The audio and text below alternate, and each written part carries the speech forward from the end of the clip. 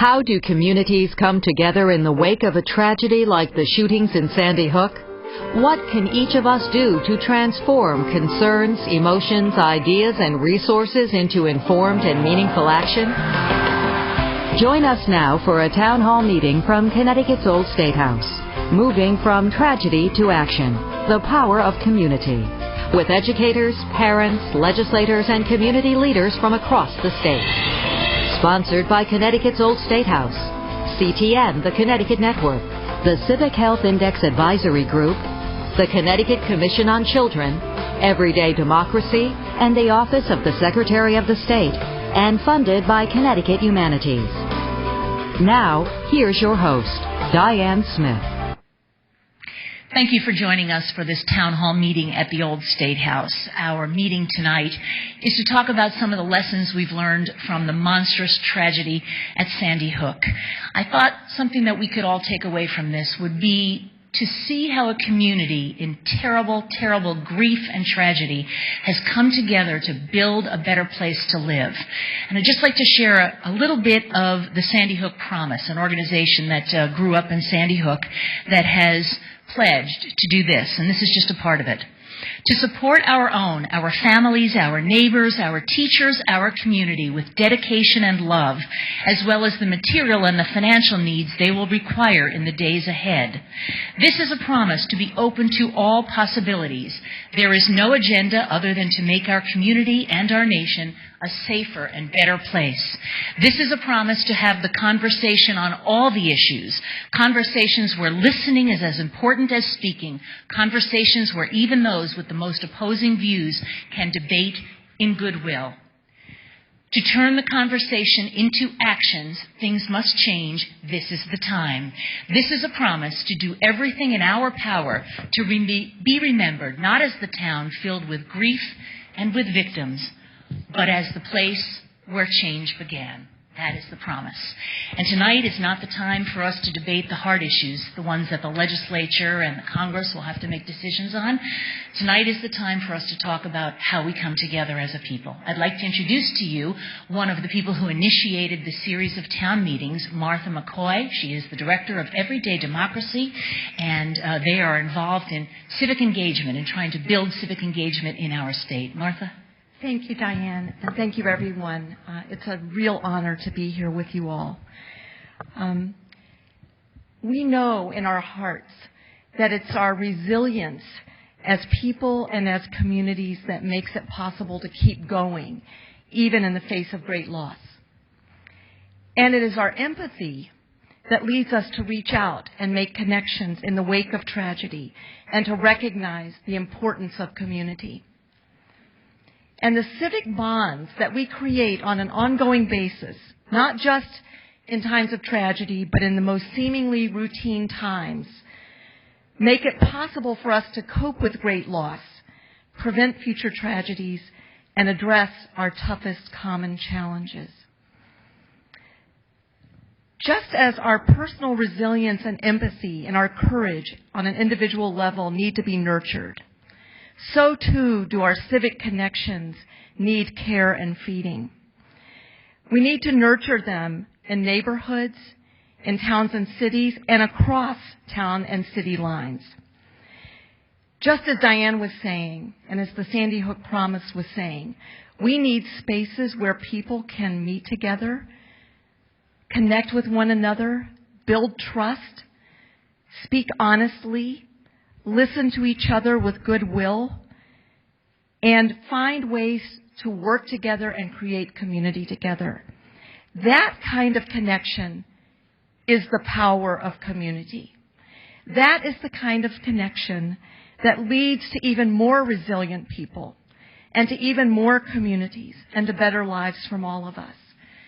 I know from our work across the country that people across the United States are looking to Connecticut right now, and they are looking to Newtown, and they are finding their own ways to grapple with this as members of the American community. And so it is important for us to remember, and it's so wonderful to be here tonight, to honor individual and community resilience, and to continue in this meeting tonight to forge the essential civic bonds that we need. We look forward to this great community conversation because we know that's what we're doing tonight. Thank you, Martha. I'd like to introduce everyone to our first panel and some of the people who were the closest to the Sandy Hook tragedy when it happened. Dr. Linda Gaeta is joining us. Thank you so much. Dr. Gaeta is the Assistant Superintendent of the Newtown Schools. Sitting next to her is Colonel Danny Stebbins. Colonel Stebbins has been with the State Police for more than 30 years and is the Deputy Commissioner at this point and is the leader of the State Police. And of course, we all know how much they've been involved not only in the investigation of what happened, but in the community and in helping the victims' families. Next to the Colonel is George Coleman. Many of you who come from Newtown, of course, will recognize him because he's been a Newtown resident for over 30 years, grandfather of children who are at Sandy Hook Elementary School. We know him because he has twice been the acting commissioner of the State Department of Education and is chairman of the board for the Commission on Children. So thank you so much for joining us, Mr. Coleman. And sitting next to him is Stephen Pryor. Stephen Pryor is the commissioner of the State Department of Education. And I was saying to the commissioner just before the program started that if something is preordained for a person to have a job, then perhaps it was preordained for him to have this job at this particular time because he has some experience in the rebuilding of Lower Manhattan after 9/11. So it's pretty extraordinary. And Commissioner, thank you so much for being with us. Thank you for having me. I'm going to ask Dr. Gaeta to start and to describe to me in the first few hours after the shooting happened, what was happening in the local school system? What were you, as the assistant superintendent, trying to do? Well, actually, nearly immediately when we heard that there was an incident, Dr. Robinson went down to Sandy Hook and was on site throughout the day. And so part of our responsibility back in the office was to try to determine exactly what was happening and to manage the phone calls and things like that were coming in. That was the immediate response at that time. It was a rather difficult situation because we didn't have a lot of information. But I think the thing that really stood out in everyone's mind was trying to respond to the citizens and the parents who were most deeply involved. Dr. Gaeta, as a person who's had a long career in education, can anything ever prepare a person for something like this? I would say not. But I think that when there are extraordinary circumstances or situations that occur, there are certain things within a community or within a system that you go to automatically to try to bring some understanding and knowledge to the situation, because that's desperately what we were looking for at the time. Mm-hmm. So I have to say that I know this sounds as though it might be, a little bit as though I'm speaking and putting a situation together that seems extraordinary, but I think that there are individuals who immediately became leaders mm-hmm. in that situation and took charge. Although I wasn't immediately, on site in that, it wasn't just that day, but in the immediate days that came afterwards. And I would say that there are things that stand out in my mind that certainly helped to allow those individuals who were leaders to bring forth their skills and their talents and to help the community begin to address the situation that we had in Newtown and specifically at Sandy Hook. And we'll talk about that a little bit more throughout the evening. Colonel Stebbins, clearly the state police have a role as the investigators in this case, but they took on much more of a role, I thought, in a sense of really trying to take care of the community. Can you describe a little bit about what your orders were to your troops? I think I can do that. We obviously responded in great numbers, and we were assisted by both other state agencies, other law enforcement agencies, the local police departments from the area, and also from the federal side. We had great assistance coming in from the federal agencies within Connecticut. I think most of the players that I just mentioned are all pretty used to doing crime scenes, nothing to this magnitude, but they have the basics as to what their goals are initially, and that was to, as best we could, restore some sort of order and calm to the people that were there, because it was still very hectic during those first few hours, and there was still a lot of fear from such a horrific incident as to where do we go next. And I think our role was to try to help people process that and know what we all had to do together. And I think we were trying to be more clear on that than anything to do with releasing information about the investigation. I think it was painfully evident that we had a lot of people in great distress. And I think what we've learned as far as a police agency goes, we share these type of events with each other from around the country. They come to us when they've had an event and teach us lessons learned, and we do the same. So we were very fortunate to have learned from other agencies what they did right, what they did wrong, or what they could have done better. And dealing with the community is sometimes not a top priority of investigative agency. Mm-hmm. And that's a mistake if you're not doing that. So we decided right up front that we were going to make this as least painful as we could for those that we were working with, and to make sure we were there for them, because information is something that everybody is looking for. Mm-hmm. Not everybody is entitled to it, though, and yet we needed information. So we put early on, we assigned a police officer, they weren't all troopers, to every one of the victims' families, including the victims who were wounded, etc., those that were going to be subject to a lot of pressure or media attention. Mm-hmm. And we gave them instructions as to what we felt their role would be, primarily investigative. We needed to know a lot about information that would help us do identifications, but at the same point in time, we needed to make sure that the families were getting good information. And when you have an agency that is all of a sudden coming in to run the investigation, that can be difficult. Everybody's used to Newtown. Newtown does a great job as a police department, but as we all know, these kind of cases can overwhelm a small police agency, and we're a big police agency, and we were on that same curve of being overwhelmed if we didn't deal with it appropriately. Mm-hmm. So we assigned someone to all the families. They already now had someone they could go to for anything. And everything that we needed, we had someone we could go to get that from the family. And I think that helped with a lot of the stress of not knowing and where do we go next, because we were continually feeding that out to the liaison officers. It's kind of an extraordinary role for police officers, I think. Not one we often think of right off the bat. Commissioner Pryor, I want to ask you, if you can recall that day for us, was it a normal day of you doing the things that you were doing to, get ready for the next legislative session? You've had a lot of challenges since you were appointed as the commissioner on the achievement gap and trying to bring our schools along. What were you engaged in that day? I was at a meeting of the board of the Superintendent's Association of the state, CAPS, when I was informed that there was an incident. At that moment, we didn't know the scale of the incident.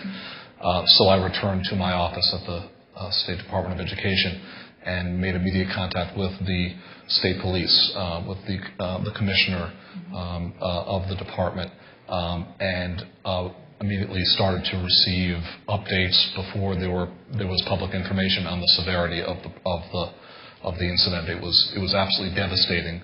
So we, from the Department of Education, deployed our personnel to the Sandy Hook site. We deployed individuals from our Hartford-based central office. We also deployed people from a nearby technical high school, because we knew that there would be personnel who would understand how to provide support for a school district. It's a state school district in effect, and began to receive reports from those who arrived at the scene as well. We also, I will say, a very striking part of the earliest moments for me was actually trying to reach the gentleman next to me, George Coleman, knowing that George was not only a Newtown resident, but his grandchildren attend Sandy Hook School, and it was on top of the tragedy. One of the sources of absolute trauma was not knowing whether George's family were okay. They were ultimately okay, but no one was okay, of course, in the midst of this. So I also drove to the Sandy Hook site very quickly. Quickly left the conference call with staff gathered and the process of partnering with the state police. Had also made contact with the Department of Mental Health and Addiction Services, the Department of Children and Families, and their commissioners. Jim Simonowski is here from Demas and was absolutely terrific through everything. And we began at the firehouse. That became the central site for deployment at the Sandy Hook site, working with my fellow commissioners to organize some of the initial elements of the response. And really always taking our lead from local leaders. From the very beginning, as Linda pointed out, from the very beginning, the school district, including Janet Robinson, the superintendent, and Linda herself, and Tom Karowski, who's the head of the American Federation of Teachers, and all manner of people in the school system, and other helpers, other agencies, were coordinating and getting it done. And it was absolutely breathtaking to see it happening under the worst conditions imaginable. George Coleman, I want to ask you, I can't even imagine in the position that you were in, longtime resident of the area, grandchildren in that school. What do you remember of that morning? It's amazing. It was a nice, crisp, clear morning. And I had ventured out to be at an awards program that was being sponsored, in which a scholarship or an award was being committed in my name, when at around 10 o'clock I was called to say there has been a shutdown in Sandy Hook Elementary School and we believe that you want to know. And my immediate response was, no, not Sandy Hook Elementary School. I mean, this is a community where people are so close, where youngsters and families grow up together in many ways, and what could perpetuate any kind of incident at the elementary school that might require a lockdown. And so I immediately left, and it was the longest drive from Hartford back to Newtown. You can't imagine, as you are trying to get yourself to the place where you believe you can provide the greatest amount of support, not being able to reach the people that you want to meet via telephone because they are probably trying to reach you or engage in conversation with others. But to arrive there, and when I did arrive home, fortunately, my wife had retrieved my grandchildren and was able to report to all of our family at that point who had gathered at our house, and it's amazing, about 30 of them, the conditions of that she witnessed, and we began immediately to marshal whatever support we can offer, both to our grandchildren but other citizens, teachers and students within our own community. And I think that was one of the hallmarks of the experience, where everyone, certainly wanting to make sure that those things that were close to you that were tended. But the second thing is then how do I reach out to those who I know might need my assistance? And the town and the communities of the state responded wonderfully in that regard. I'd like to ask you, as a longtime resident, I think you told me over 30 years of Newtown, what was Newtown like on, say, 12/13 as compared to what it's like today, if you would kind of paint us a picture? Newtown is a small community, very parochial in many ways, that is becoming much more open by virtue of the diversity that is coming into our town. We used to be, when I moved there, it was largely still a farming town, and people, we were beginning to get a larger community of professionals who were coming in with IBM, with Union Carbide and other companies. At one point, Newtown had the distinction of having the greatest amount of pilots for some reason in the community. So it was a very, very close-knit town, tremendous amount of optimism that was a part of the town. We could see it being transformed, and people were excited about the role they play in that transformation. We are a town that's largely steeped in our traditions, very loyal to our institutions, and have a lot to, we believe, live for. We are very, very focused on our children. A great amount of our attention, both in terms of our volunteer time and our tax dollars, go to procure healthy environments for our children. And I think that I can say across the civic spectrum, children have been very much the focus of everything that we do. My friends who visit us are always amazed that you guys have more athletic fields than any town that we know. But not only that, it's a town that is very generous in terms of sharing their assets and outreaching to other communities.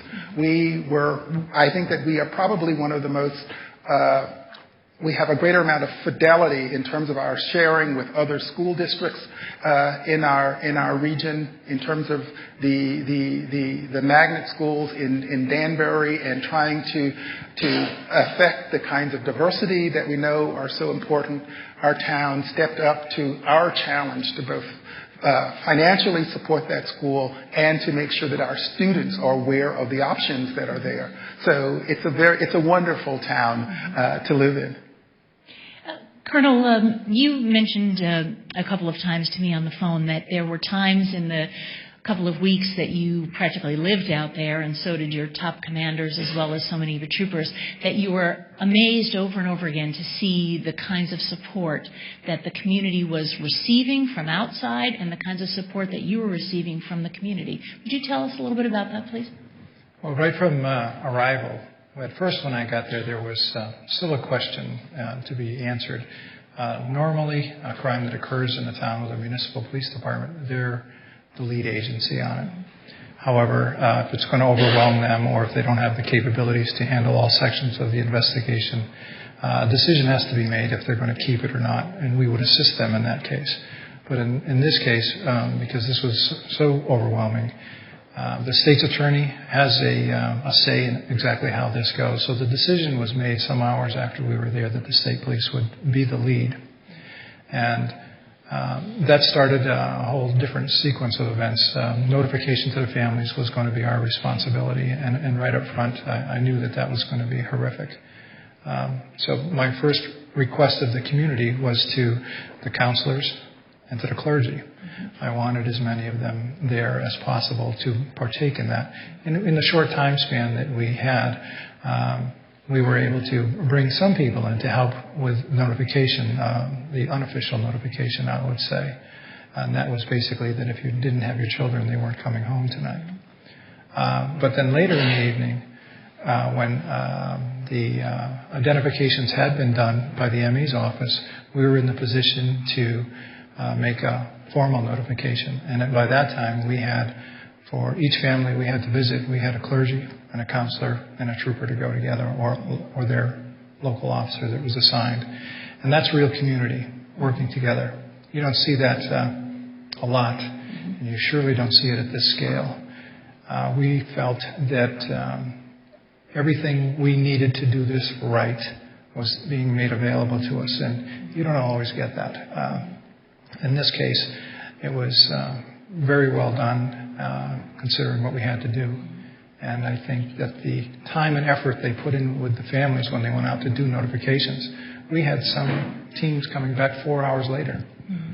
And that tells you that they're putting everything into this to help the families. So that was real community working together.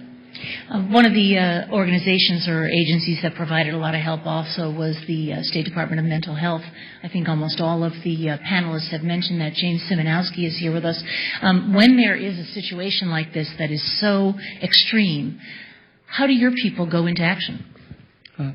After 9/11, our commissioners determined that we needed to set up and establish disaster response teams And so after September 11th, our department, along with the Department of Children and Families, established regional disaster response teams. And so those individuals were comprised of state employees from both of those agencies, also people from private agencies throughout the state.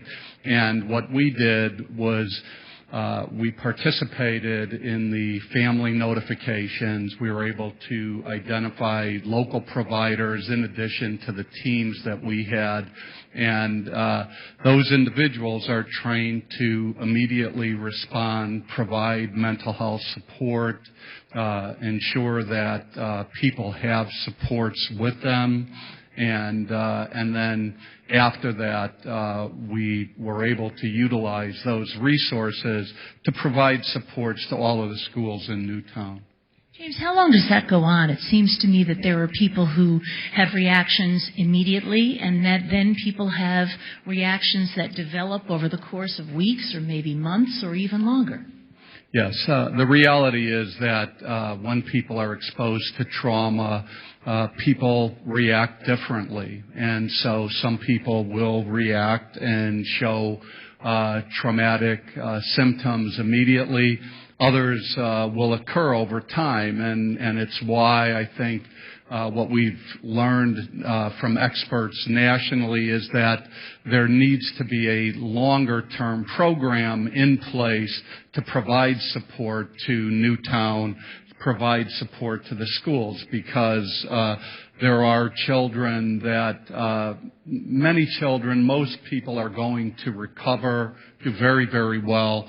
Others will need support, and so the idea is to develop a longer-term school recovery program, but a program that also works for all of the people in Newtown who've been impacted by this. Commissioner, I'm going to give you, Commissioner of Education, Stephen Pryor, I'm just going to give you a minute to kind of summarize what your department is doing now. I've seen you testify at many, many hearings. What exactly are your initiatives that you start with from this point on? Well, part of what we're doing is coordinating with Jim and with DEMAS and DCF, and also, it should be known, the Department of Public Health, to talk with local providers on the long-term response. The lead on that is DEMAS and DCF, but what's absolutely critical is that we transition to even more local leadership and even more of a constellation of service providers around behavioral health and mental health services, but that we not walk away. So that's one element, is that we're ensuring that there is long-term support. Another of the elements is to continue to dialogue with the school district, with Linda and her colleagues, with the AFT. I've referenced Tom Karowski, who's been a terrific leader also, around issues that are of need and expressed from teachers and school leaders. So there have been 2 requests from the school district thus far for relief. One was to ensure that the 180-day rule, which is the rule that requires that number of days of schooling in a given year, be waived so that there can be some flexibility in the school calendar, and there can be some breathing room for vacation days and for folks to even engage in days of recovery. The second aspect of that is that there was a request for relief from testing at the lower grade levels, the Connecticut Mastery Test. And we've just made a request of the federal government that the mastery test be waived. So any anxiety that may be related to assessment this year be relieved. We've also been involved with any number of other aspects upon request. There was the need, of course, to find a new school site, given that Sandy Hook was by no means a place that could be returned to and shouldn't have been. And the town of Monroe stepped up, working with the Newtown district. Linda and her colleagues did a magnificent job with their counterparts in Monroe and set up the Chalk Hill School. One of the things that we're doing is we're thinking about, not only was the state involved with helping to authorize that and make that happen, all the credit is deserved at the local level, by the way. It was an entirely local effort to really get it up and running. But now we're thinking about, God forbid there are future events, future tragedies. When there's a need for swing space, what is the role for the state? How can we, from the Division of Construction Services and the Department of Education and other partners, ensure that that happens? Beyond that, though, I think it's so important that we recognize, there have been references to it tonight, that out of the worst of humanity, and I think we've all just witnessed the worst of humanity in what this incident represents. Sometimes there are elements that represent the best of humanity that emerge, and I want to reference something that former Commissioner Coleman and that Elaine Zimmerman, who's the executive director of the Commission on Children, are working on, which is an opportunity for young people to express themselves in response to the incident, to do what humanity does best, which is to engage in human expression and to create artwork and to celebrate life in response to these unthinkable acts. So one of the things that's occurring right now is every single school district is being invited to allow children to produce artwork, whether it's visual arts, whether it's painting, or whether it's a performing arts work or writing in response to the incident. And there's an opportunity all the way through March for that to happen. But the other thing I want to say about that is, in Newtown, I think we have seen the best of humanity emerge from this absolute tragedy. The way people have come together, the way the swing space school in Monroe was arrived at and was re-outfitted so that it was a familiar space for children, the way teachers worked side by side with construction workers to make it happen in really unprecedented time, the way people continue to pull together. You referenced my 9/11 experience. That's what's so amazing about these unthinkable, unforeseeable tragedies, that people manage to come together and show what we're really about as humanity, which is about the progress of our people and about these kinds of good works. Mm-hmm. And I was going to ask you, was there anything in your experience at 9/11 that is analogous, or any skill set that you developed after that has helped you now? Well, I will say that no two events are analogous. Mm-hmm. There are unique aspects that are deeply devastating in these different scenarios. But I will say that in the case of September 11th, I was working on the education initiatives that I was working on at the time in New York City when 9/11 occurred, and I was living a block and a half from the World Trade Center perimeter. So I happened to be living in the neighborhood that was destroyed that day, and fled my apartment complex in the midst of the disaster following the collapse of the towers and with the events that occurred thereafter. And it was a devastating, untraumatic incident, and part of the way I think I responded was to commit myself to the rebuilding, and I ended up working on it for the 5 years following. I was the first person on board to the new rebuilding agency and worked on it and became the president of the agency. And one of the things that I witnessed from my street corner in my neighborhood that had been destroyed was the way in which human beings responded to that tragedy.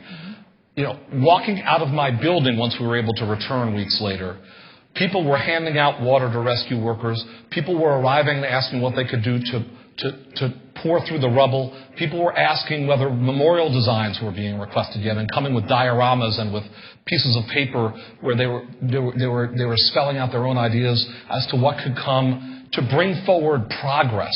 And I'll never forget coming out of my door each of those days following the disaster. It's part of the reason that I committed myself to the process, to see how we do respond under the worst circumstances.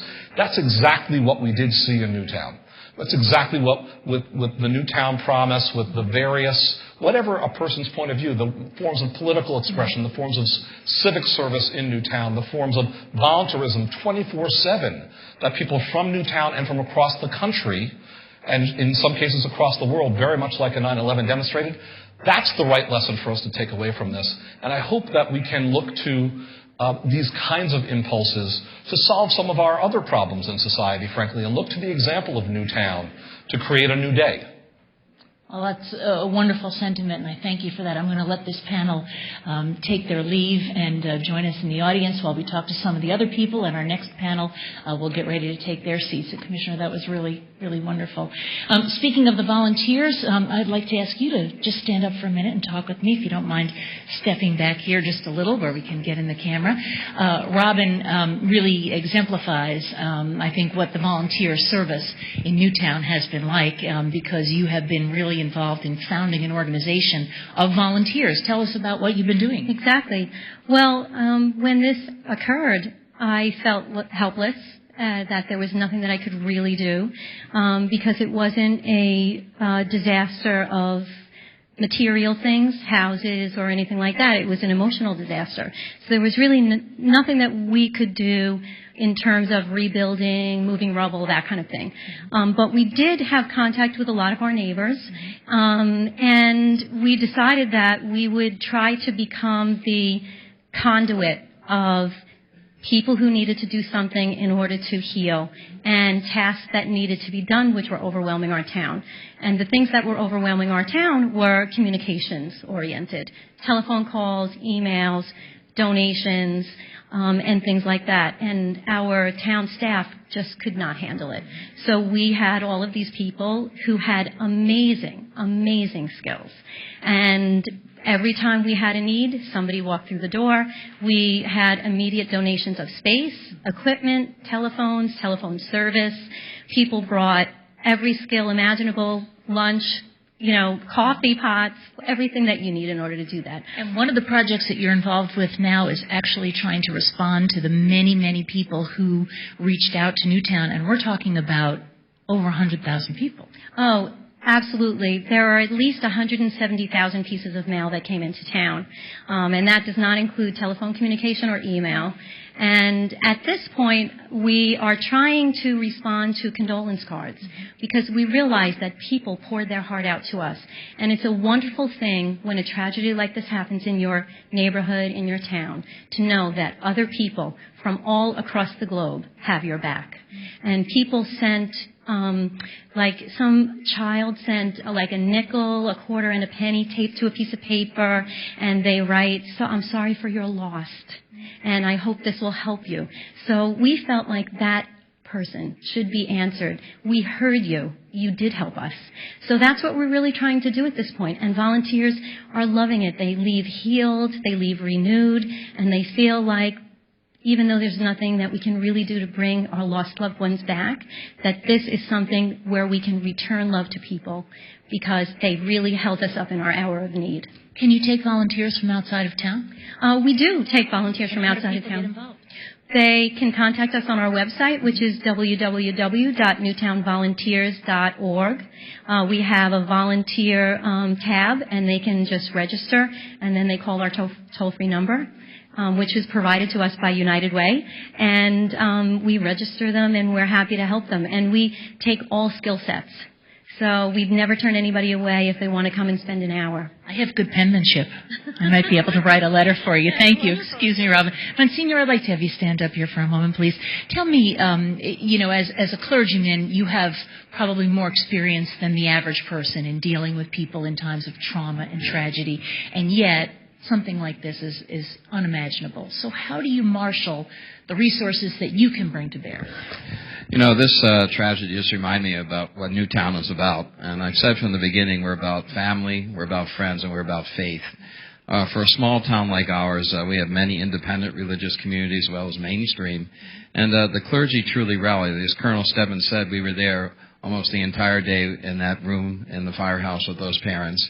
And many of us came back late at night. I myself was out till 4 o'clock in the morning talking with families, notifying them. Nothing prepares you for a day like this except that it's already in the community. It was just made stronger and made healthier by the town that we are. And we saw you so many times in the national media as someone, not just a clergyman, but a community leader in many different ways. Well, I'm blessed to be in this community. The community accepts clergy, and we're very invited into the lives of the people here. I think the leadership just came from the fact that I took my strength from these families. And standing in that room for all those hours, just waiting for the word they were waiting to hear, and looking around and seeing every emotion possible, I realized their strength is something that I have to take, and I have to take and use to help other people. The leadership, I think, comes for me from God's grace, and it came from very much the strength of these families and these communities. We are privileged to be associated with them, and they remind us how blessed we are. Monsignor, I'm going to step around you because you brought a guest with you tonight, and Bridget Walsh is joining us. And Bridget, I'm very sorry for your loss. You lost your aunt in the shootings. She was one of the teachers in the school. Thank you. Tell me a little bit about how the kids in Newtown have reacted and what you guys are doing now to try to come together and to feel better and make your town a good place. Well, in the midst of the darkness, there really has been a light between our school and our family and friends. We've really created a bond that is really inseparable, and we've become very close to each other. In our school, we have done random act of kindness, so every day we do a different act of kindness to each other.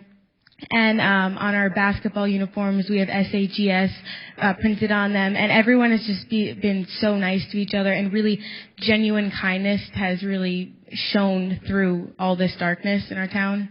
Has it been surprising to you how it seems as though the whole country has reacted? In fact, people all over the world, really. Yeah, it's very surprising. But then again, after this unthinkable tragedy, I mean, if another country or town or state had to experience this, my heart goes out to them, because I know I hate watching our town suffer and just be filled with so much grief. And I think that's what really carries our town and my family and all the victims' families. I'm so glad that you came here tonight. Thank you so much. I appreciate it, and thank you for being here, too. I want to talk to one of the other students. This is Mackenzie Page, who's a freshman at Newtown High School. Obviously, the high school students were very affected, even though it wasn't your school, but you can put yourself back there just a little bit and say, hey, I might have gone to that school, and, how do I deal with this? Well, we're all more of a family now. After that day, I was actually sick that day, but we're all in this together, and I think we've never been closer. And we're so much. There's such a bond. Like Bridget was saying, there's such a bond. I know that one of the things that you did was you put together a little kind of a get-together for gentlemen in your community. Would you tell us about it? Absolutely.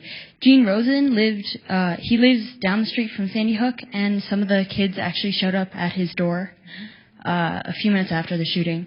And he's been receiving death threats and throughout the country and the world, and it's very hard to explain, I know, but that there are some people who believe that this didn't really happen, or that it was some kind of a hoax, and they've taken it out on him. I know that's very, very hard to believe, but so he has had a hard time. Yeah, but he's the kindest man ever. He's very, very sweet. So I just wanted to do something for him. So we did a community party for him, where everyone was welcome, just to celebrate Gene Rosen for the wonderful man that he is. Thank you for coming, Mackenzie, and talk a little bit later about some of the other things you're doing in the high school, which are really terrific. I want to introduce our next panel. We have Dr. Alice Forrester. Dr. Forrester is the director of the Clifford Beers Clinic, which is located in New Haven and has been around for 100 years, taking care of the mental health needs of children in communities all surrounding New Haven, and is really one of the leading institutions in this country for doing that. And Dr. Forrester, you're also on the Sandy Hook task force that the governor appointed. So thank you so much for being here. Sitting next to Dr. Forrester is a brand new freshman representative, Mitch Belinsky. Mitch, you come to us from Newtown, certainly not the way that any legislator could ever expect to get his feet wet in terms of coming into the legislature, but I know that you've been involved in politics in the town for a while, and we'll get on to that in a minute. Senator Beth Bai is a senator from West Hartford and is involved in many of the legislative efforts that are going on now in response to Newtown, and I want to thank you for being here too. And Linda Gaeta, thank you for staying with us. You heard a little bit about the children and the students saying how they feel even more like a family than ever before. How does that make you feel, Linda? I think that it makes me feel very proud. And also, I think that the sentiment that they're expressing is something that has been an ongoing conversation, not only within the school district, but within the community. And there is a phrase that's actually on all of the high school doors and on the central office door and things like that. And the phrase is that our collective strength and resilience will serve as an example to the rest of the world. The high school principal has a blog on his website, and just today I think I counted 5 or 6 pieces that he's put up about Newtown students interacting with younger students, with other groups in the community as well. And although I'm most familiar with what's happening at Newtown High School and some of the public schools, I also want to say that the examples of kindness and students reaching out has been throughout all of the schools in Newtown. So it makes me very proud. Mitch, I want to just come to you because, you come to the legislature. I would think that Senator Bai would tell you it takes a little while to get your feet wet and even just figure out what the heck goes on over there at the Capitol. So to come in with this kind of a heavy burden, and to have to be a leader for your town is a big thing. But you were telling me that people are on a continuum in Newtown, a continuum of grief and of recovery. That's an easy way to sum it up, and it's very, very true because while the town is very strong and the town has come together, ever since day one to embrace one another. It doesn't take just one hug to get over things. It's a continuing cycle of reminder. And even when the strongest of the strong think that they've just gotten over things, all they've got to do is round the corner while they're shopping at Big Y to run into a couple of residents that are hugging one another, where somebody's just trying to help another person deal with something that triggered them. So there are continual reminders out there, and the thing that is incredible about this community, as it was said in the first panel and also shared by our students, is this community is one where there's a great deal of cohesiveness and a great deal of love. People that move to Newtown for several reasons. First of all, half the community's been there for 300 years. That's Connecticut. Which, as a 13-year resident, I've never thought that I'd still refer to myself as a newcomer. The new guy, yeah. But the community itself is a community that people come to, they move to because of its values. Because of the way it embraces itself, the way it educates its children, and the way that it always has an ability to disagree and still come together at the end of the day. Well, you mentioned disagreement. I can't believe that everything's always so touchy-feely in Newtown in the past. That I know that in every town, when school budgets and town budgets and all that come up for review, that can be a time in towns where things can get a little tense. People come out on all sides of an issue. Has that changed at all? You know what? I think it has. I didn't think it was going to, because every single year, and especially the past several years, have been terribly, terribly contentious in town regarding budgets, where you've got, a community that's polarized in, on one end of the spectrum, wanting to give everything that we can to our children, which is one of the reasons why so many people come to Newtown, for the wonderful education that they get in our schools. But then on the other hand, we have a growing populations of senior citizens and people on fixed incomes. And we've seen as a community, just like the rest of Connecticut, property taxes, consume and drive seniors from their homes. So we have fought hard, long, and for many, many years, every single budget season, and gone through many, many referenda. This year, for the first time in my memory, the superintendent's budget as proposed was approved in its first uncut, essentially untouched version to go to the voters through a new budget process that we're going to have. But I don't want to get involved in the mechanics of how that's going to work. But it's interesting. Well, what I think is interesting is that we talk a lot about civil discourse and how we need to get our nation back on a civil discourse track, that the way that we've been dealing with each other as a nation has not been good, and it seems to me that you're saying that's changing. Senator Bai, what are you seeing in the legislature? First, I want you to start by saying how you got involved with this in the first place. Obviously, every legislator feels something, but for you it was really personal. Yeah, I think we all felt something. For me personally, I can remember the day so clearly. I was in a panel sitting next to the governor's office in New Orleans to talk about some higher ed reforms, and the report started coming in. And then as I was sort of rushing home, I opened up Facebook. I sometimes go on Facebook.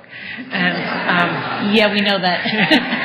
And I saw a post from a friend of mine, Melba Marquez Green, that her daughter had been killed. And it didn't seem possible that quickly it could be that close. But I think that, that's been the experience of Connecticut through this, that we really are a small community, and we all feel for Newtown, and I think pretty much everyone can feel that connection with Newtown. Sometimes we feel bad for feeling so bad because we can't imagine what Newtown's going through, and that's what's so wonderful about a community meeting like this, because with the CTN, it's sort of a statewide chance to talk about this and hear from the great people of Newtown and others who did incredible service on that day. Mm-hmm. Alice Forrester, I want to ask you, as a person who has a long experience in dealing with children and families in trouble and in trauma, what have you taken away from the meetings that you've been attending on the Commission, and what has struck you the most? Well, I've had both the experience of being slightly involved, being part of the family notification team on the evening of the 15th, and then running a child guidance clinic where we had clinicians in the different schools, and now on the Commission. And I have to echo the feelings that a lot of people have said here today, is that in the worst of times, out comes the heart and the connection.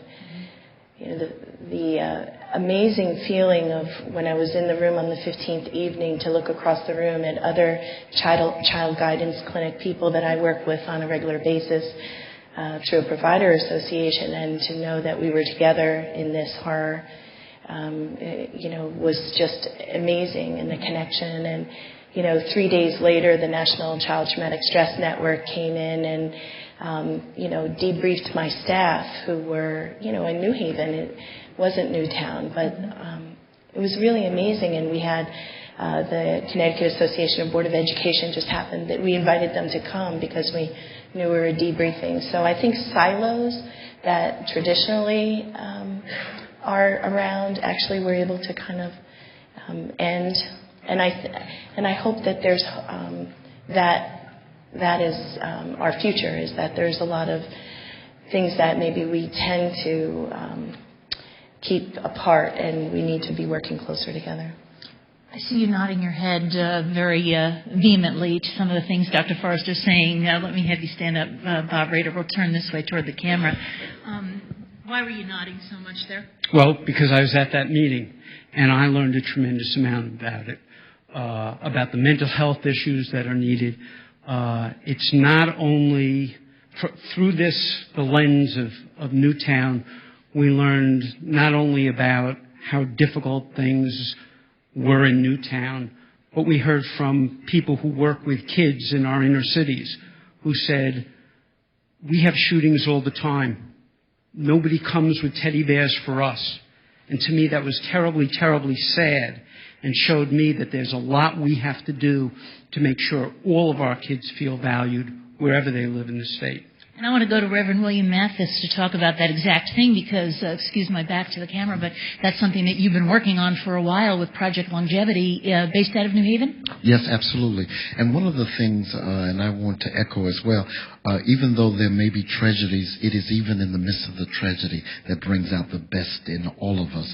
And so one of the things that Project Longevity attempts to do is to make us proactive to the violence and crime that exists in our communities, but from a perspective of not just law enforcement, but a consensus or a building of collaboration, sustainable working relationships among all the entities in our community, service providers, community organizations, faith communities, law enforcement, researchers, etc., so that we might do intervention that causes a better community, so we may avoid things like Newtown and the senseless killings that happen every day in our urban cities. Mm-hmm.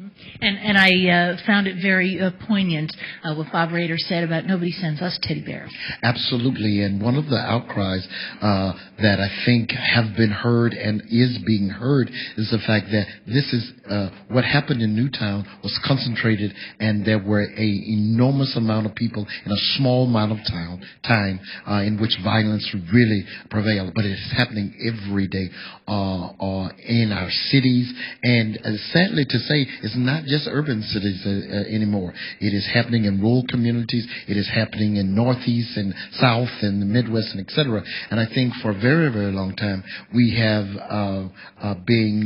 had a deaf ear to it because it did not affect us. And so some of the frustration in urban communities, particularly in minority and African American communities, is that this has been going on for a very, very long time, and that something needs to happen. However, again, I think as clergy as well, we've got to forget those things that are past and look forward to those things in front. And I think us being conscious and working collaboratively to be proactive in order to protect all of our citizens, young and old, black and white, rural and urban. Senator Bai, I want to ask you, how do we go about doing that, and what kind of voice is there in the legislature for that? It must be very difficult to try to look at the full spectrum of things that have arisen out of this tragedy. It is, but I do think it's important that we take a wide look, and I think we've been trying to do that. At the legislature, we have a task force that has a committee on school safety, a committee on mental health, and a committee on gun violence.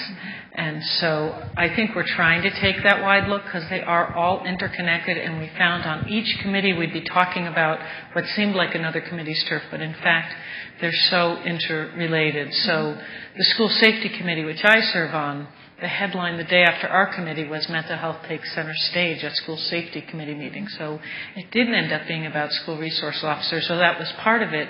It really ended up being about how under-resourced schools were when it came to support for children's mental health issues. So I think we've been almost surprised ourselves at how interrelated these topics are. And as an early childhood professional, we have some incredible initiatives in the state dealing with mental health, starting when students are very young, even infants and toddlers. There's such a thing as infant-toddler mental health. And I just heard a statistic that in some of our early Head Starts, 16 to 17% of infants and toddlers are qualifying for mental health supports. So we know that all these things are important for school safety. School safety is about safety from the inside, and we've certainly heard a lot about bullying on our panels and the impact of that on students who ultimately do sometimes become violent. I think 75% of these mass shooters have experienced bullying in their time in school. So, but I do think schools are at the core. I think on that day, our whole state and probably our whole country realized that a teacher would put themselves in front of a gun for their child. And I think it made all of us take a breath and put a little extra emphasis on the role of our schools and on the adults who are nurturing students and protecting students. I want to ask Sheila Cohen to join me because she's the president of the Connecticut Education Association representing teachers, and will be on this camera here. I think that what Senator Bai said is true. We think about policemen, we think about Secret Service agents, we think about ourselves as a father or mother, putting ourselves in the way of a bullet for a child. Maybe we didn't think that a teacher would do that too. It is absolutely essential that all of us who work with children, work with human beings, are there for the sole purpose of not only educating them, but also providing a safe environment in which they can live and in which they can learn. And I really, truly believe that this is a moment when all of us can sit back and say, maybe it's not just reading, writing, math, science, any of the subject areas or the content areas that we need to focus on, but it is just as important to look at the behavioral, the social, the psychological, and the physical health and safety of our children. And that's going to mean that we have to take a very careful look to make sure that we have the school social workers, the psychologists, as well as the counselors that we need in order for an entire school to function well. I want to ask a George Coleman question because you told me that, you used to think in education that the threat might come from within the school and would be at a high school level. Now we see something entirely different. Absolutely. A part of this tragedy that was so unexpected was that it happened in an elementary school, and many of our efforts had been trying to think that this might happen, probably if it happened in any of our schools, it would be at a high school, and it would probably be something that is happening because of unresolved situations among students. But to find that these schools, elementary schools, where our innocence is collected, would be the threat of an outside target was almost beyond our ability to comprehend, and probably a situation that we had not planned as thoroughly for. The commissioner has left, but I want to just share that even today, teachers are gathering with the support of the State Department of Education to learn how to better manage these incidents, how to be better preventive agencies, and how to facilitate these types of emergencies should they ever happen again. So, I think that kind of situation, and I say that because a situation that would target a school could very easily target our church or any place else where innocent people who are not armed or otherwise prepared to defend themselves might gather if the person's mental health situation is such that they are determined to do harm to others. Alice Farster, you may be the only person in the room, or one of the only ones, who wasn't shocked by what Senator Bayh said about children as young as toddlers being in need of mental health. Do you see children coming in like that, and how do we know that they're in need? I do, but I wanted to say it's also their parents who actually are the targets most often in terms of the resources for the early childhood. At Clifford Beer's clinic, we see about 1,600 kids a year, and we ask every child when they come in about some of the bad things that have happened to them. And we find that 75% of the children who come in have at least one, average 3 bad things that have happened. And I'm talking about traumatic loss, bereavement, exposure to domestic violence, community violence, sexual abuse. And so when you begin to run an agency like this and you see thousands of children with mental health, behavioral problems, a lot of them come in around 8, 9, 10 years old. And these bad things happened to them when they were 3, when they were 2, since they were born. You begin to see that keeping an agency open and just serving the problem isn't the right solution, but rather we have to really together begin to think about it as an early intervention and prevention.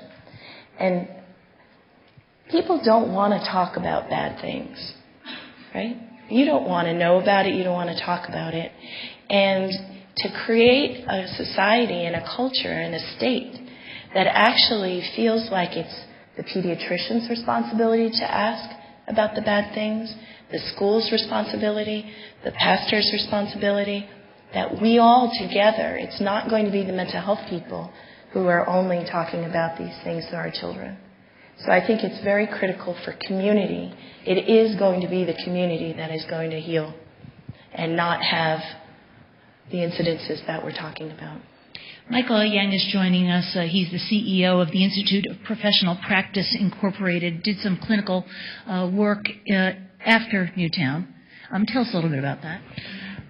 We were privileged to partner with Danbury Children First and also the Commission on Children to work closely together to staff a playroom. And it's not the traditional, psychotherapy. It was really a safe place for kids, the younger kids, to come in and do arts and crafts. It was not threatening. It was not intimidating.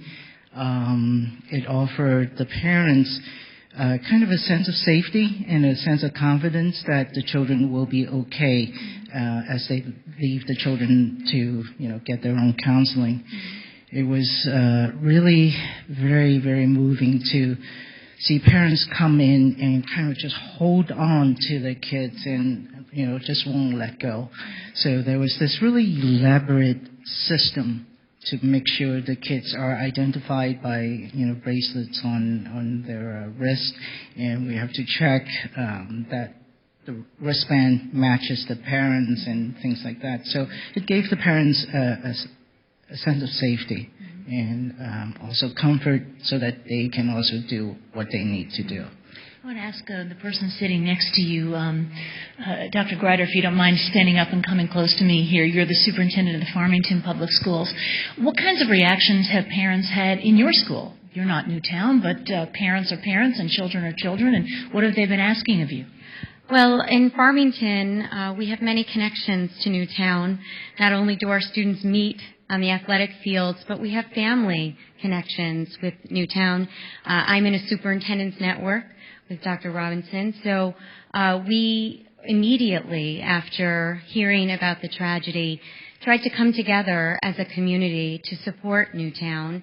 One of our guidance counselors who lives there was there for a week following the incident, and we immediately started to put together a supply drive. I think it helped us to feel like we were doing something, that we were helping another community that is similar to ours, and it helped us to heal.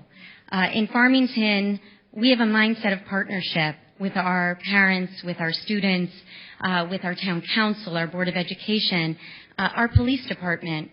We are a community that comes together on a daily basis, but also in times of great tragedy. I think the first questions that our parents raised were about safety and security. Were they afraid of other students? Were there parents who said, gee, there's a child in my child's class who makes me nervous, or did you get anything like that? No, no comments like that, but I think that we were communicating with our parents. We were open to questions. We immediately provided them information.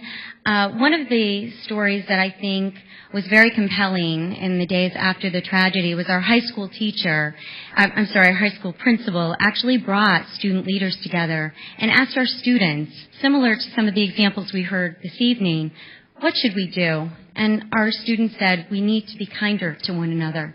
We need to treat each other with respect. And, immediately they worked together.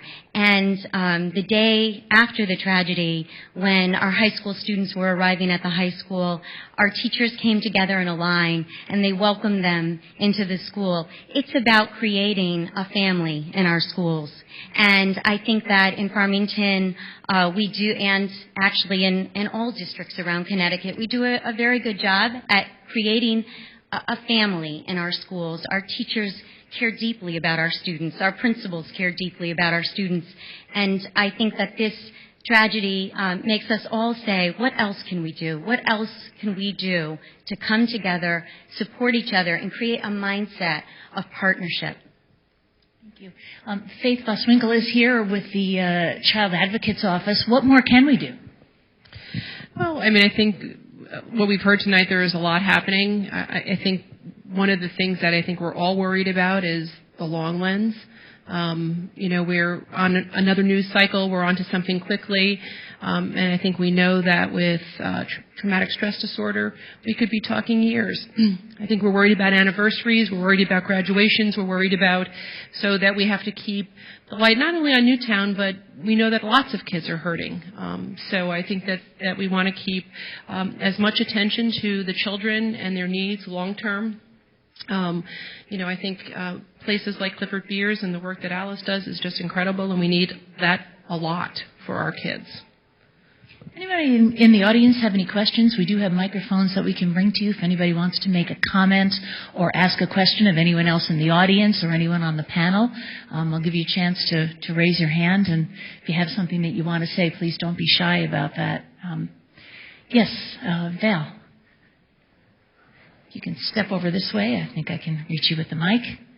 Yes, I'm Val Ramos with Everyday Democracy. I think that we've heard here a lot about the importance of having conversations in the communities and engaging community residents, parents, but also school officials. There are materials available that can be used for communities to engage in dialogue and conversation.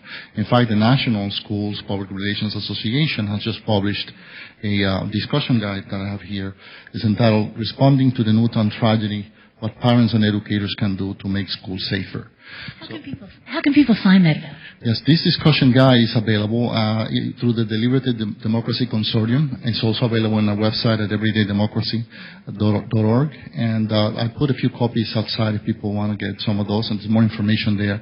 And I encourage everyone to get a copy and see how you can engage your community and your schools in addressing safety issues, talking to each other. And I know that the State Education Commission has a number of resources on their website as well, and the United Way has stepped up to really help with things like that. And this is Richard Porth, who is the head of the United Way in this region, and I know that you have also worked with the United Way of Western Connecticut, which has done a lot for the people in the Newtown area. You said that you were just inundated with phone calls from people after this tragedy. Well, the theme of tonight's discussion is the power of community, and we were privileged to be able to work with numerous communities in the hours and days and weeks following the Newtown tragedy. Right off the bat, I want to acknowledge the tremendous work of the Newtown volunteers. You talked to Robin Fitzgerald already. Unbelievable what the folks in Newtown did to come together and put that call center together and to help in responding to all the offers of assistance, and we were privileged to work along with them. But the definition of community expanded, too, in this process. We also got calls at our 2-on-1 center from people from all over the state who were offering assistance. Somebody said earlier 100,000 or 150,000 offers of assistance. Many of those came into us as well, and it was incredible that the immediate reaction of people here and, frankly, across the country was to say, how can I help? And we were able to make a small contribution in terms of helping to keep track of those offers of assistance. We also posted on a special website within a day of the tragedy a set of resources and links to help people who needed to deal with trauma themselves. But most of the people who called us or went to that website were looking for advice on how to talk to children, teachers and parents and so forth. And we had links to the Commission on Children, to the Department of Children and Families, to the Department of Mental Health, and to the Department of Education, and others as well. And it was really amazing and gratifying to see how people, starting in Newtown, all the way across the state and all the way across the country, reacted to try to help, to try to be of some sort of assistance. And 211 is still a place for people to go if they either want to offer help or to get help. That's right. And we're working right now with the Office of the Secretary of the State and Everyday Democracy and lots of other good people right here tonight on a civic participation website where we hope with their help to put links to many different kinds of information on leadership development, community involvement, volunteering, and across a whole spectrum of things that can help strengthen community across the state. One of the things that I would like to talk about a little bit is how people are motivated to want to help in Newtown, but there are only so many teddy bears you can send. There are only so many letters you can write. There are only so many snowflakes you can send. And then maybe it's time to look back at our own communities and say, maybe I can take this passion and this terrible feeling that I have and turn it into something positive in my community before tragedy happens. And Senator Bai, I know that that's something that you have urged people to do for a long time. Yeah, I think we've seen a lot of that in our own community. Somebody mentioned people were buying the people behind them coffee at Dunkin' Donuts, and that was like a lot of people were doing that kind of thing. And I do think people are feeling more appreciative of community, and I really would say that Newtown has set such an example for the rest of our communities where they keep talking about love, and you think about how powerful that is, families from different religions, families with different sort of priorities, even political affiliations, that they've all come together around that idea of love. And I think other communities have really felt that and seen that example and said, we need to do that. And I see these incredible young students and what they've done to show their love. So I think, that's what it's about.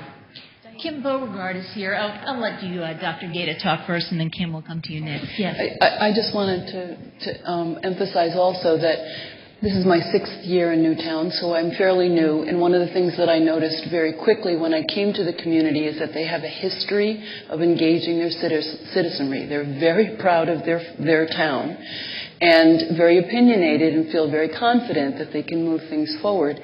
Since I've been in Newtown, there have been 3 or 4 community conversations around bullying, around substance abuse. We actually had one community conversation that wasn't run entirely by our students. The core beliefs in our community have been identified through a stakeholder group. And, we work at cultivating character. This was all developed as part of a strategic plan built on core beliefs. And so the community itself, beginning way back when, 1986 was the first Newtown Prevention Council.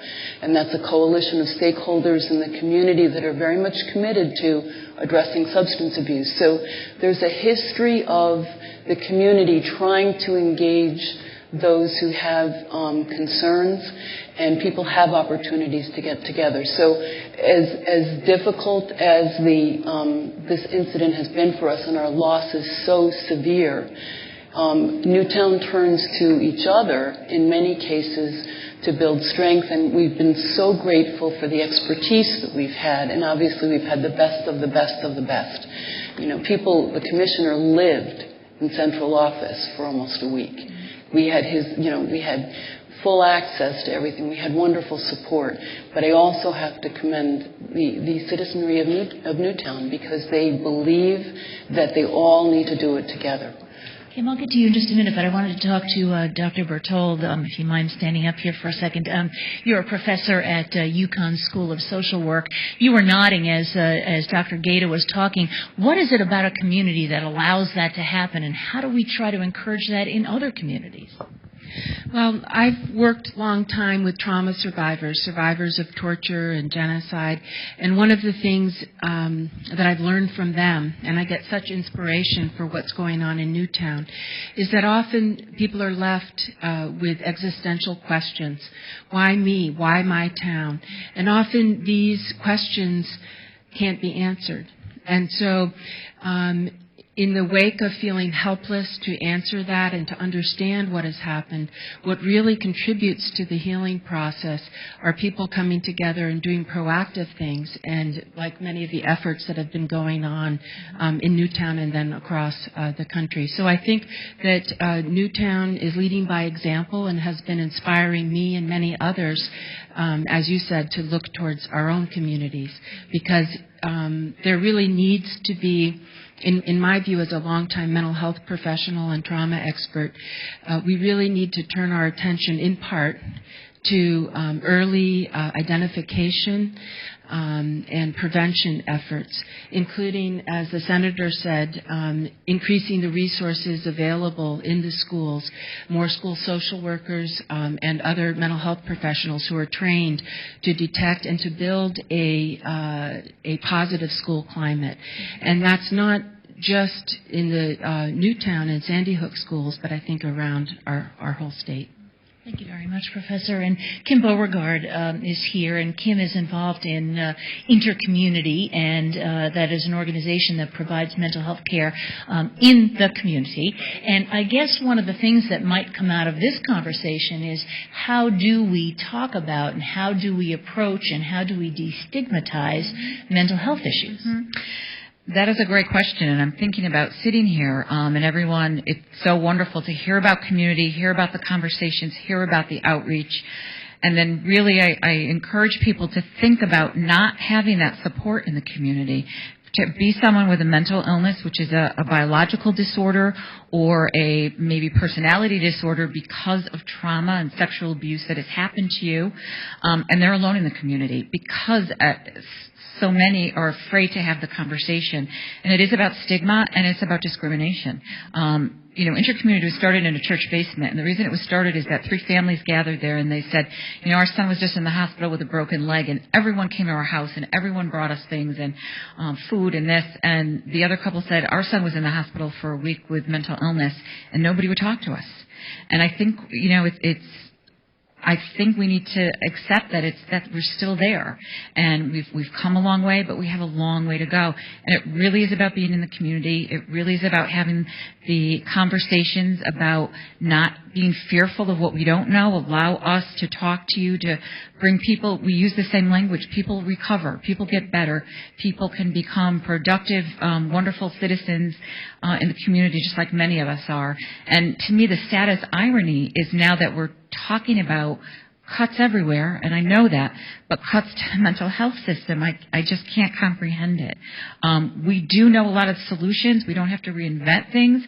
It works in the community. It works by engaging people, by doing outreach to them, by helping to meet them where they're at and having them feel that they have a trusting relationship with their community members. And we can't do it alone as the providers. We need community landlords and businesses and banks and the grocery store, and we need people to do that with us. And I think it's the conversation. It's the community conversation that we need to continue to have. I'm going to talk to our 2 legislators here, and Mitch Polinsky, I'll let you start. I'm sure that you must have people saying to you, we can't cut these services, we need more, not less, and yet you come to the legislature with the idea that let's control our spending. So how do you walk that line? What do you decide to do? It's an interesting conundrum that we find ourselves in this year, because there are cuts to essential human services that are in the budget this year. Myself, as a legislator from Newtown, where I feel this particular need, I see those cuts, and they concern me. They almost offend me. Because there are needs for mental health services as a component to preventing this from happening ever again. And it's very, very clear that if there were some additional social services available within Newtown schools, within Connecticut's social service safety net, that perhaps we might have even found this troubled youth before he became the perpetuator of this horrible, horrible tragedy. So I don't see as negotiable, the need for mental health services. Where those services are deployed, completely a legislative conversation, because I think that there's an awful lot of incredible work that's done by not-for-profits, and they're the ones that seem to have had the rug most severely pulled from underneath them in this budget. We have a lot of conversation to have, an awful lot of conversation, because the prevention of this is going to be in the ability of communities to stay healthy. Senator, you're a veteran. Where's that going to go? Well, I think it's going to be really difficult conversations, as Representative Polinsky said. And let me just say how incredible it's been to watch him in his freshman year. And Representative Liddy and Hovey and Senator McKinney, they have been, I think this is a time people also are looking at their elected officials saying, oh, they're here to help. We don't have to kick them around all the time. Because they've really been role models for all of us. But I think part of this really is the stigma conversation that you started, Diane. I've been working with a group of about 12 mothers in West Hartford who said the exact same thing. No one brings us casseroles, and they found each other and are supporting each other. But if you could hear the gauntlet that they have to go through to get their children mental health services, it would take your breath away. One of the fathers last week said to me, Beth, it's like my kid needs stage 4 cancer before he gets help. And so when you ask where do we start or how do we make this budget, we have to decide who we are as a community, as a state, and as smaller communities. And some of that, the conversations like this are really important for people here, the budget challenges we have. But the mental health piece to me is people say, oh, it's so thorny, how will we do it? We've got to do this, we've got to prioritize. And I would say if you have to pick a place to start with the children. Support those parents who are dealing with trauma, who are learning to raise their children in a way that give them those good internal controls. Start young and support it. But it's going to be a really challenging budget year. But I'm hopeful that we can help those nonprofits who've been fundraising basically to provide the state's vital services. We have a pediatrician here. Doctor, why don't you stand up, please? You were nodding. There was a question I was going to ask you, but I want to hear what your comment was. No, I just agree completely with what Dr. Forrester said and everyone else. You know, as primary care pediatricians, we're on the front line of seeing children from birth, seeing families, and being part of the growth and development of those children and their families. And the need for mental health services in infancy, toddlerhood, is not a surprise to me, but it is, as you said, a surprise to a lot of other people. The things that the pediatrician, the kinds of referrals and the kinds of things we want for our patients just aren't there. And we try to help the families run these gauntlets, which are horrendous. Give us an idea. If you give me an example of what you're talking about. Well, many insurance companies don't cover mental health services, especially for children, and especially things like infant mental health. It's just not there. The mental health parity just doesn't exist, and families need to use their own resources, which that get used up very, very quickly. Even if a family can afford to pay, are the services there?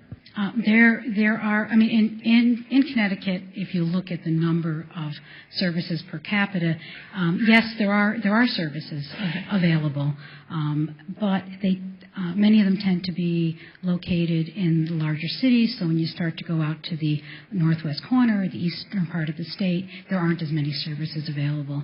And what pediatricians are doing is working very closely with our mental health colleagues and collaborating, working together, trying to, in fact, we've been working for a couple of years now, trying to set up develop a blueprint for the whole state of how we can work together, and that maybe we as pediatricians can help with some of these mental health services with a lot of support from our colleagues.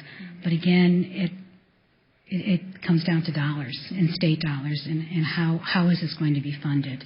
I think it's very, very short-sighted to pull the rug out from under, especially the nonprofit services that are out there in the communities, because that's where the kids are, and that's where the adults are. Mm-hmm. I want to talk to somebody who has a voice as a young person. Calvin Brown is here. Stand up, Calvin. Calvin is now a freshman at CCSU, but you're a member of a council that was set up by Congressman Larson. What have you and your colleagues on the council, the Youth Council, been telling him about kids and school safety and how they feel? Well, the number one thing that we discuss on the Congressional Youth Cabinet is something that the congressman and his staff already seem to get, and a message that we're trying to spread to other policymakers and other members of the community from across our state and across the country, really. And that is, especially when in a time when things get tough and communities are facing tough budget crises and how they're going to make the dollars work the best way that they can, the best way to ensure quality outcomes for any group of people, but especially young people, is to involve the end users in the policy discussion. But unfortunately, understandably, but unfortunately, when it comes to policies about young people, whether it be their safety in the community and in their schools or providing them with better mental health access, they're not involved in the discussion from the start. And on the Youth Cabinet, we believe that if policymakers and if members from the community at large reach out to young people from the beginning and you engage their input and you ask them what they think about things, what do you think about the status of mental health, about how safely you feel in your schools, what do you see amongst your peers? If you have that conversation with them at the beginning, you'll be able to ensure better quality outcomes in the long run over the long haul. And that's probably the number one thing that we on the Congressional Youth Cabinet are trying to push for, and it's what we take with us when we have our conversations with Congressman Larson.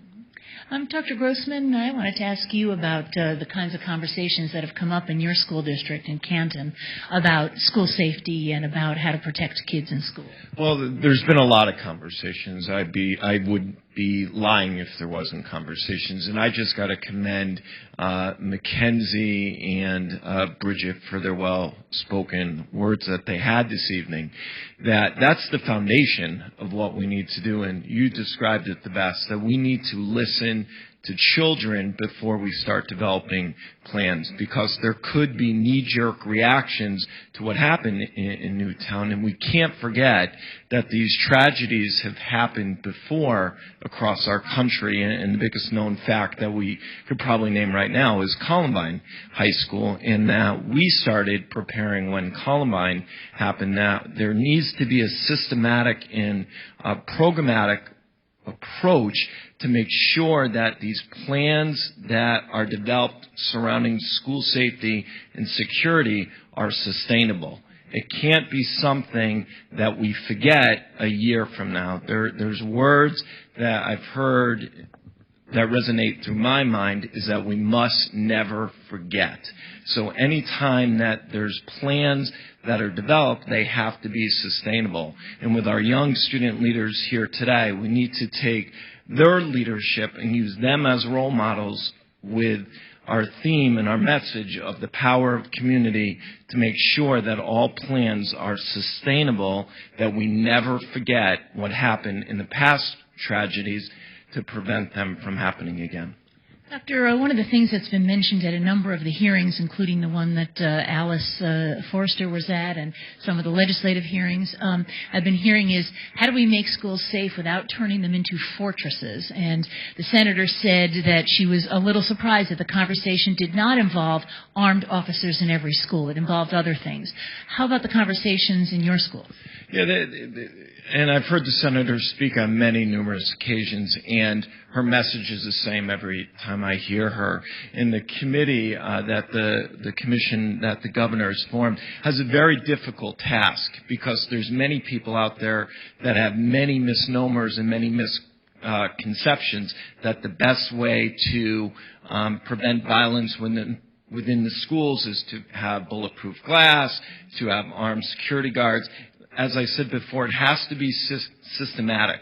What happens in one school district may not be the best for another school district. So you have to do an audit of what's best within your school district, because what happens in 20 miles from our district may not be the best for what is for our district. So you're going to notice that each school system, and you're going to hear this terminology a lot, is doing a security audit. And the results that come out from that security audit have to be part of your plans that are being developed. That's why I say to have a knee-jerk reaction to say this is what we're going to do and this is how we're going to do it, we are taking the approach to do it very systematically to make sure that a year from now we could say that our schools are safe and that we know each of our students. So we're taking a very systematic approach. So I don't think there's going to be one answer that comes out of both of the commissions. And I agree with this gentleman that I don't think we have enough commissions being formed with students being on them to hear what they're saying, starting even at a young age, what they feel about just getting to know other students. And the statement that resonates through my mind of all the statements that I heard tonight comes from Bridget when she says random acts of kindness. That comes from a select program within the responsive classroom model, and that is just one aspect that school districts need to look at, and it's just one area that they need to start working on with children.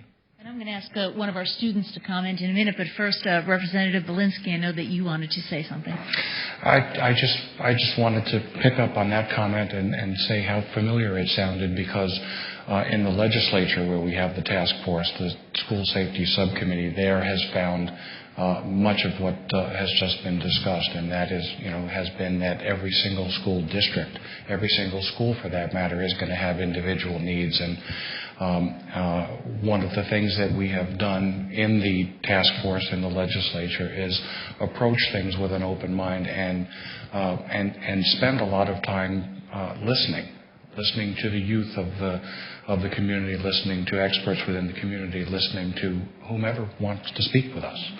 And the conclusions, we as the first task force to come to conclusions have been very focused on not creating mandates, creating models that are sustainable, but most importantly, creating models that are based on studies, audits, and a framework that works for each individual community and each individual school within each community. So I want to put a plug in for the task force that's running in the legislature right now, because what I'm observing of that task force is that it's working with a great deal of deliberate thought and resisting the temptation to be forced into fast conclusions and doing the knee-jerk.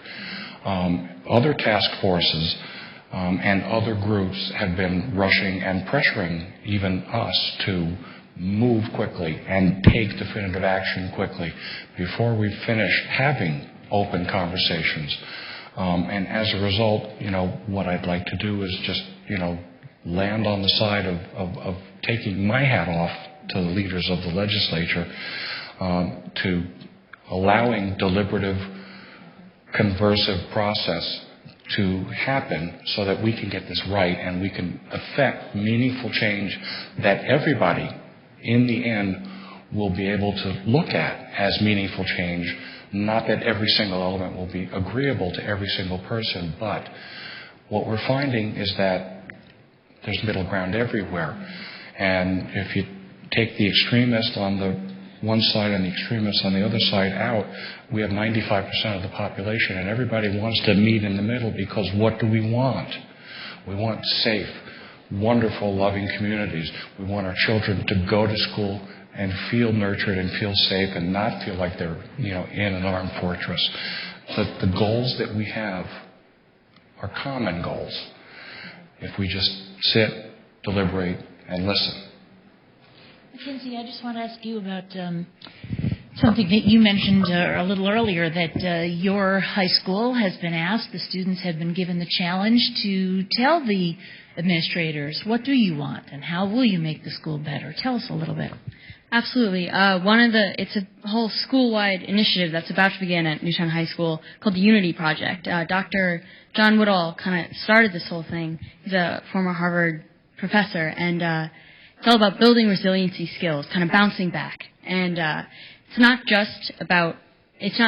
Dr. John Woodall, he lived in Newtown prior, so he's a citizen in Newtown. So he just happened to be here. And they were talking about doing the Unity Project even 2 years ago, before everything. And students are going to be asked, what do they want to change? What do you want to change in the school that will make it better for you? What do you want to change in the community just to make it better for you? And students can kind of band together to do their own action groups, and they're going to make the changes. If it's like, I don't want homeroom anymore, or something like that. I wish this class was offered to my grade, or something that makes you feel empowered so young people can do it, and it's just building those resilient skills that you can really stick with for the rest of your life. You sound excited about it. Yeah, I'm really excited. I'm glad to hear that. I think that it's about time for us to wrap up. If anybody has any comments that they have not had an opportunity to make and that they'd like to make, now would be your chance to say something. 1 second. Reverend Mathis, yes? I wanted to really put focus on our thoughts and the comments about what do we do from here, because I think that is critical. After all of the reporters are gone and all of the discussions are over, how do we do it? I think it is important, and speaking particularly as an African American who has lived in urban, or former prosecutor in the urban community, that we need to continue to have dialogue, honest and candid dialogue about the issues that affect us. Our country, our nation, our state, our world actually is changing, and there are different people with different cultures. And if we're going to be true community, that means some honest and candid coming together to commune with one another in our various communities. I want to say that one. Two, I also wanted to say, as a part of what Project Longevity does, is try to build those sustaining working relationships. And I want to emphasize as working relationships. I think another thing that should come from a result of the tragedy in Newtown is that we really begin to identify those working partners that are in the community and bringing them on board and not continue to operate in silos across, but working together. And then the last, this is probably my pastoral piece coming out, but also I think is necessary for what can come out of this that is great and good for all of us, is that we've got to stop seeing each other as the other, but instead as another. We may be different, but we're just another different person, the same as you are. Thank you very much. I'd like to give each of our panelists a chance to just wrap up a couple of last thoughts. I'm going to step back here. Dr. Forrester, I'll let you start. I know that you still have a lot of work ahead of you on the task force, but how do you feel about how things are looking at this point? I couldn't agree more with the Reverend in talking about looking forward and what we're going to do. I know, similar to the Legislative Commission, the message we got from Governor Ritter from Colorado and Columbine was don't be forced to act fast, to be thoughtful, to be reflective. Hearing, Connecticut is a very unusual state because every city has its own personality, and that's an understatement. But there are unified. This is a state problem. And the conversations that were started today, I think, are really the beginning that this is really what we should be talking about. The high costs that we have of prison and substance use and all of the things in the adulthood really start in childhood. And if we could really focus on what it takes to be early, to intervene early, to be a community for the families who have children in hospitals, and for mental health issues, kids who've been sexually abused or have domestic violence, if we could sit with them and just be with them, it doesn't take an enormous amount except to listen to hard conversations. So I think I have a lot of hope after tonight's conversation and look forward to the future. And I should say, Representative Belinsky, that's part of how we started with the Newtown Promise, to hear what everyone has to say. I'll give you about 30 seconds to give us wrap up on your thoughts. Thank you for tonight. constraining me. I was going to remind you of where we started with you reading the promise, and remind you also that a lot of the work that's happening is happening with that consideration. I don't want to leave this stage without saying how incredibly proud I am of Newtown. Having the honor, the privilege, the right to represent the people of Newtown is something I can't really put words to. It's amazing. The strength of this community is amazing. And what I'm going to encourage every single human being in this room and watching this program to do is to A, listen to the dialogue, but also don't get caught up in the silos that we've been talking about. And remember, in your community, if there are services that are missing, if there are people that are disenfranchised, if there are things that need to be said, step up, do it, say it, reach out. It's okay to give somebody a handshake. It's okay to give somebody a hug. I have deep, deep, deep concerns about the future in Newtown. Not that we're going to survive, but that the people right now that are so incredibly engaged in the healing are so incredibly engaged in healing others that they're not necessarily taking care of healing themselves. And I could give you a list of names, but I'm already over my 30 seconds. But, one of them is sitting in here in front of me right now, as well as, all the other clergy in town, our first select person. There are so many people out there that are working so hard to make sure that everybody is served, that they're not serving themselves. And when all of the media goes away and the focus goes away, and the air comes out of that balloon, where the heck is that going to leave some of those folks? And I worry for them. At times, I worry for myself, because there are times when it's overwhelming, and the exhale is very difficult. So, Senator, how do we keep the focus where it needs to be without continuing to circle Newtown, but to think about what it means to all of us? Well, I think that Representative Belinsky started saying something pretty profound about there are people who had to step up in Newtown, Monsignor, the Colonel, Assistant Superintendent, people who weren't expecting this, didn't ask for this, and stepped up. And then there are the people watching at home and sitting in this room who've all stepped up, who all felt that love, who all felt that want to help. And I'm looking out and seeing people who've organized other people to step up and do something that they felt moved to do. I think the best tribute we could give to Newtown is to listen to those callings in our everyday life, because we all see pain and suffering around us.